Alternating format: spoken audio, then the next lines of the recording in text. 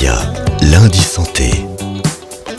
Lundi santé, c'est chaque lundi entre 8h et 9h. Chaque année, à l'approche de l'été, les températures chaudes, la plupart des personnes sont préoccupées par leur perte de poids pour pouvoir affronter l'épreuve redoutée du maillot de bain. Alors, comment retrouver la forme, perdre les kilos superflus accumulés pendant tout l'hiver?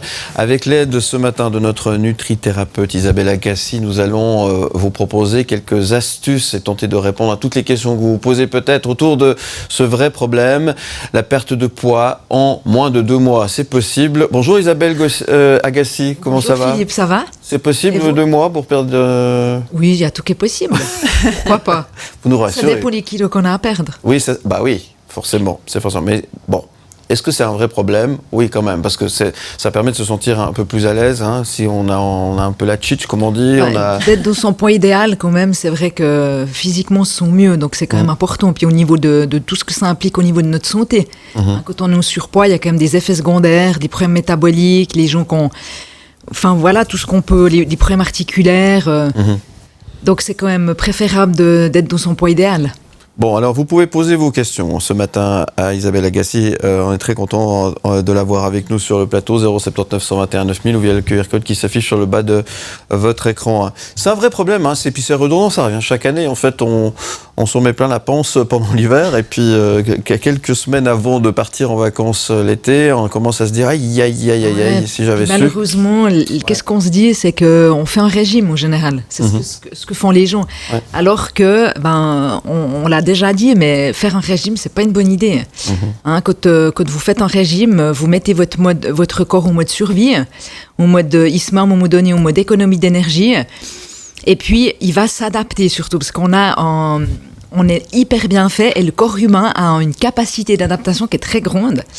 Et du coup, en fait, on appelle ça la loi du moindre effort. Hein. C'est une loi fondamentale, la loi du moindre effort. Donc, le corps, quand on lui donne moins de calories, à un moment donné, hein, quand vous baissez le besoin de calories, donc votre corps, si par exemple, vous avez besoin de 2000 calories par jour, puis que vous vous dites, j'aimerais maigrir, là, donc il me reste 2 mois, je vais lui donner que 1500.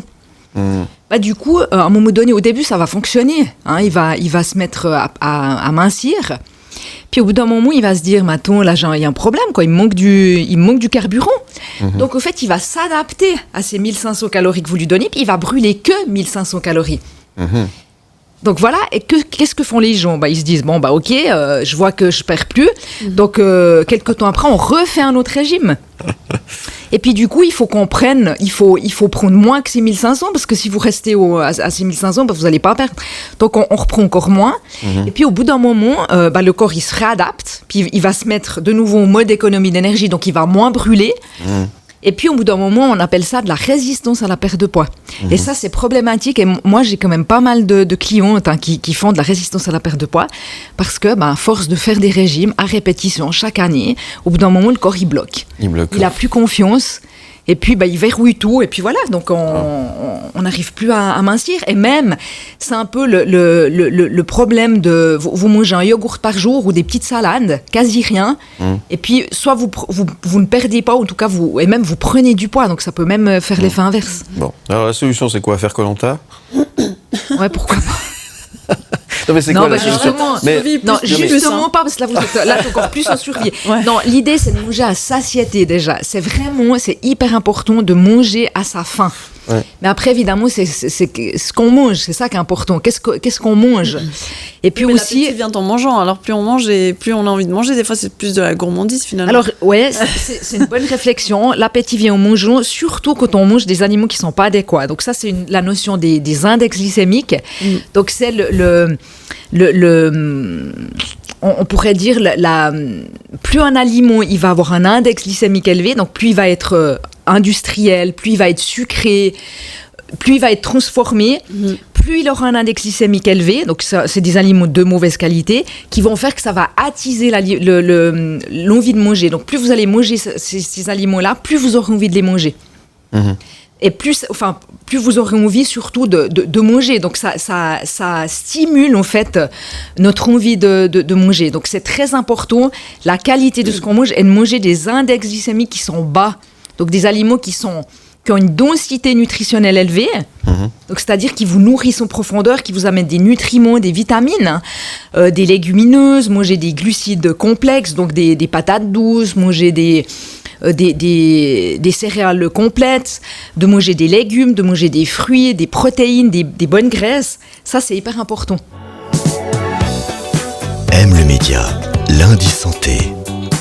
Les astuces pour perdre des kilos avant d'aller à la plage, pourquoi pas cet été, ce qu'on vous souhaite, hein. On a parlé de la météo tout à l'heure, c'est vrai que ce soleil, on en a besoin, surtout on a besoin de cette... C'est quoi la vitamine D, hein, le soleil, c'est ça, on a besoin Ça de vitamine synthétise D. la vitamine D, ouais. Voilà, et puis ce qui serait bien, c'est qu'on ait les plaques de chocolat ici, mais pas dans le frigo, hein, c'est ça. Exactement. Voilà, Ouais.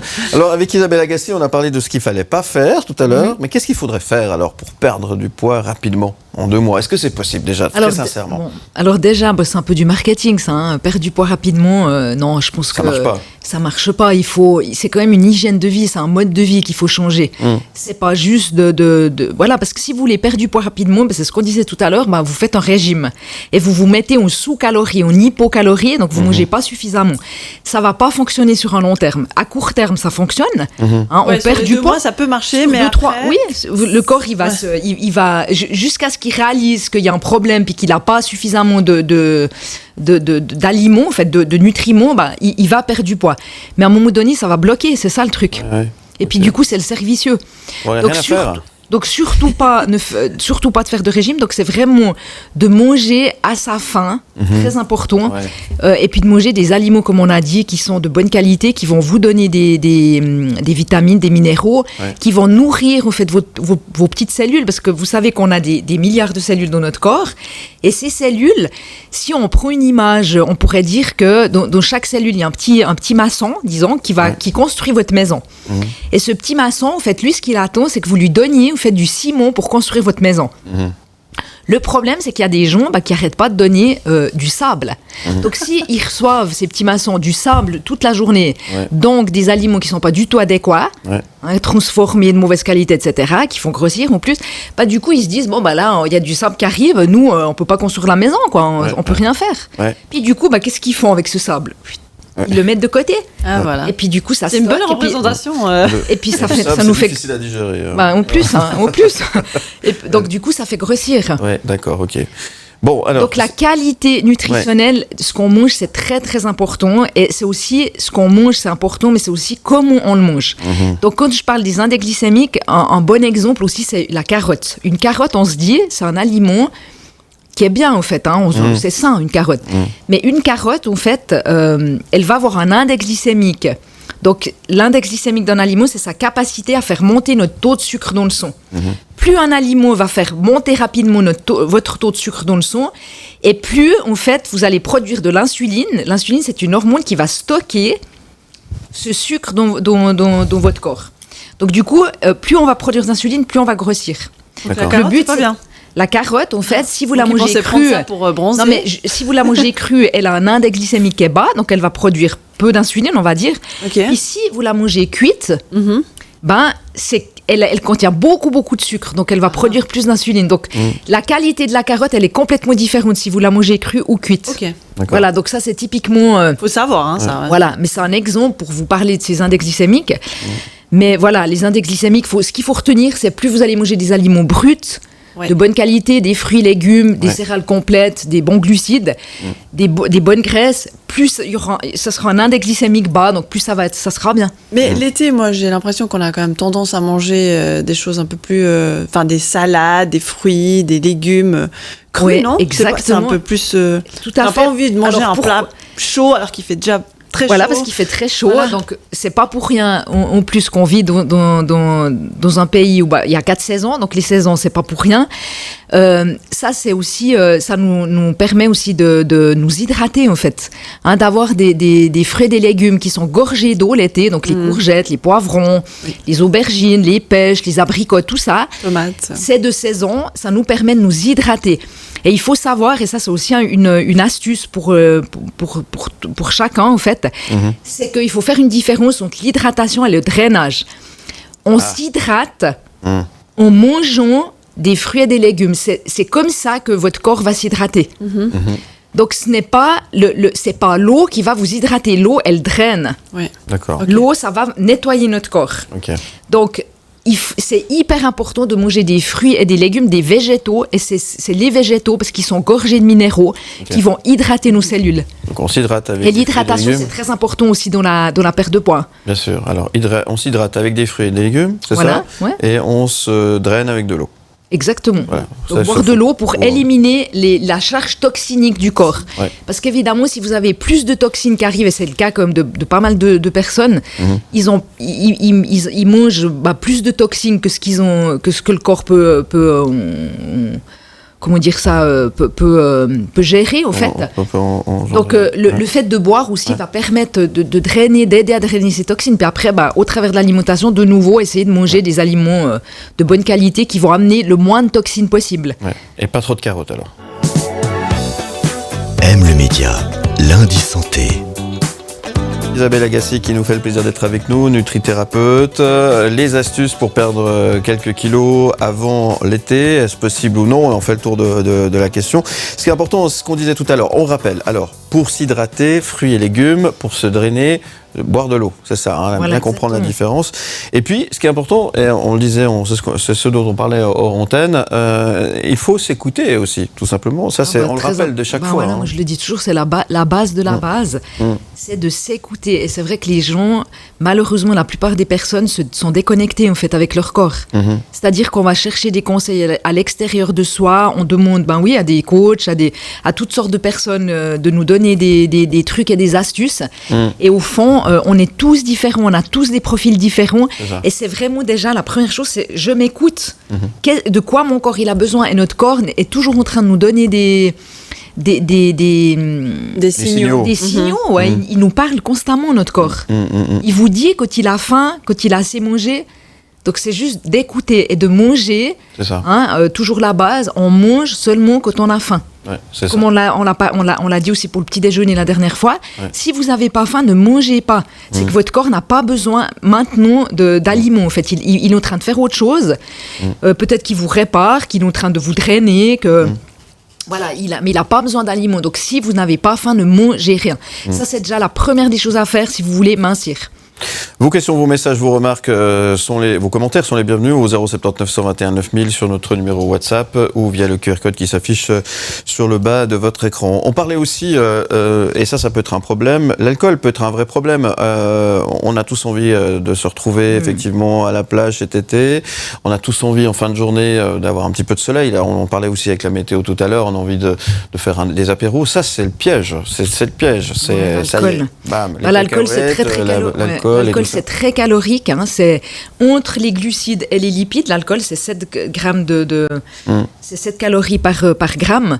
Donc, c'est très, très calorique. Donc, il faut penser que quand on boit un verre de vin, c'est à peu près 8 tonnes de calories. Ouais. Donc, si vous buvez vous buvez 2-3 verres, ça va vite. Donc, c'est des calories liquides qu'il vous faut rajouter, en fait, sur votre alimentation, sur ce que vous avez mangé. Après, on dit qu'il faut boire beaucoup d'eau pour éliminer. Ça, c'est... Voilà, donc vous pouvez boire de l'eau en même temps. le lendemain, après, quand on a mal à la tête. Un verre d'eau, un verre de... Non. Alors oui, c'est vrai que ça aide. Et puis, ce qu'il faut aussi savoir, c'est que l'alcool, c'est très stimulant. Donc c'est pour ça que, je ne sais pas si vous avez remarqué, mais quand on boit un verre, on a envie de grignoter. C'est ça. Voilà, donc essayez aussi de mettre des apéros qui sont aussi de bonne qualité, quoi. Ouais. Plutôt que de mettre des cacahuètes et des chips, plutôt carottes. mettre des carottes. Des carottes crues, surtout pas cuites. Cru, oui, bien sûr. Par exemple. Allez, est-ce qu'on a reçu des messages? Le premier message arrivé au 079 121 9000 ce matin, c'est Elsa qui relève et qui modère différents messages qui arrivent sur notre WhatsApp. On t'écoute. C'est cela. On commence avec Morena. Quel détox conseillez-vous pour avoir un ventre plat cet été? Voilà. Ça commence les détox, ouais. Ouais. Mais ça, c'est un petit peu aussi... Alors oui, c'est un grand sujet, parce que c'est vrai qu'on est au printemps, donc on parle de détox. Alors moi, ce que je pense, faire des détox, je dirais que si vous mangez toute l'année d'une manière saine et équilibrée, il n'y a pas besoin de faire de détox. Votre corps, il se détoxifie naturellement. Vu que j'ai dit tout à l'heure qu'il avait une capacité d'adaptation qui est énorme, donc il se répare tout seul, il s'auto-répare, il se nettoie, il fait ce qu'il doit faire en fait. C'est simplement lui donner l'occasion de le faire, c'est ça le truc. Okay. En lui donnant des aliments de bonne qualité. Donc lui donner les bons matériaux. Comme on a dit tout à l'heure, c'est plutôt du ciment à la place du sable. Okay. Bon, après, si on veut faire une détox, c'est quoi, jus de légumes, de fruits? Alors justement, ça dépend pour qui, parce que peut-être que cette dame, Morane, elle s'appelle. Morena. Morena, peut-être Morena. Si vous avez des problèmes intestinaux, une fragilité au niveau intestinal, du coup, si vous mangez trop de fruits et de légumes, ça peut aussi faire trop de fibres, et puis du coup, ça peut faire l'effet inverse, ça peut vous faire gonfler. Donc, je dirais que aussi, ça a à voir, peut-être qu'il faut aussi être suivi par quelqu'un quand on fait un drainage, quoi. Faire attention quand même. Aime le média, lundi santé. Isabelle Agassi que vous retrouvez également sur son site internet www.isabelleagassi.com, nutrithérapeute. On parle des quelques kilos que vous avez peut-être en ce moment et puis surtout des astuces pour perdre peut-être ces quelques kilos avant d'aller à la plage cet été. Merci Isabelle Agassi d'être avec nous ce matin. On a reçu pas mal de messages. On continue de regarder un peu ces messages que nous avons reçus. Messages, questions, remarques, commentaires. Ils sont bienvenus. N'hésitez pas 079 121 9000. Elsa, on t'écoute. On a une question intéressante ici de Désiré. Comment prévenir l'obésité chez l'enfant? Bonne question. Comment prévenir l'obésité chez l'enfant? C'est de le nourrir en fait d'une manière saine depuis tout petit. Donc on sait que les 2 premières années de la vie d'un enfant, c'est les plus importantes au niveau de l'alimentation parce que c'est là qu'il va se constituer son goût en fait. Il découvre. Donc c'est très important de lui offrir une diversité alimentaire à ce moment-là. Et puis de continuer après tout au long de la vie et puis surtout de faire très attention à tout ce qui est sucré, quoi. Essayer vraiment d'attendre le plus longtemps possible avant de lui donner du sucre parce que le sucre, on sait c'est quand même le problème numéro 1 de notre société, c'est trop de sucre. Et le sucre, on le retrouve dans tout. Donc cuisinez vous-même. Donnez-lui des aliments bruts. S'il a envie d'un peu de choses sucrées, des fruits, c'est le meilleur sucre qu'on peut donner à des enfants, mais des choses naturelles. Et puis évitez tout ce qui est industriel, encore une fois, cuisinez vous-même. C'est de plus en plus difficile, ça, malheureusement, de le faire quand même. Les gens n'ont pas le temps, ils veulent acheter des... Alors ça c'est un peu ça c'est une excuse. C'est comme tout, c'est des choix de vie. Un mythe. Voilà, pour moi c'est des excuses de dire j'ai pas le temps. C'est un peu comme de dire j'ai pas le temps de manger.